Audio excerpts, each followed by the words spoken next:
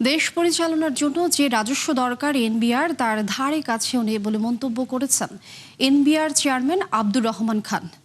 আসছে 2026-27 অর্থ বছরে বাজেট নিয়ে আলোচনায় তিনি বলেন, কর জিডিপির অনুপাত কম হওয়ার পেছনে অনেক বেশি দায়ী কর ছাড় সংস্কৃতি। রাজস্ব বাড়াতে আগামী অর্থ বছর থেকে ছোট পরিসরে উত্তরাধিকার কর ব্যবস্থা চালু করার কথাও জানান তিনি। সিগারেটের দাম বৃদ্ধির ইঙ্গিত দিয়ে চেয়ারম্যান বলেন, নতুন বাজেটে সিগারেটের শুল্ক কর কাঠামো যুক্তি করা হবে।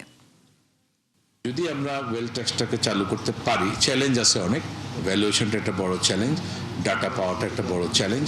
তারপরে আমরা একটা কাজ শুরু করেছি, আমাদের কমিটি কাজ করছে, একটা হচ্ছে ওয়েল ট্যাক্সটা আমরা পুনরায় নতুন করে চালু করতে পারি কিনা, আরেকটা হচ্ছে যে বাংলাদেশে ইনহেরিটেন্স ট্যাক্সটা চালু করা যায় কিনা, ছোট আকারে হলেও, বিশেষ করে যেগুলো অনেক বেশি দামি প্রপার্টি ইনহেরিট করে, সেক্ষেত্রে যারা ইনহেরিট করবে তারা ইনহেরিটেন্স দিতে পারে কিনা, এই দুটো আমাদের চিন্তায় আমাদের আছে।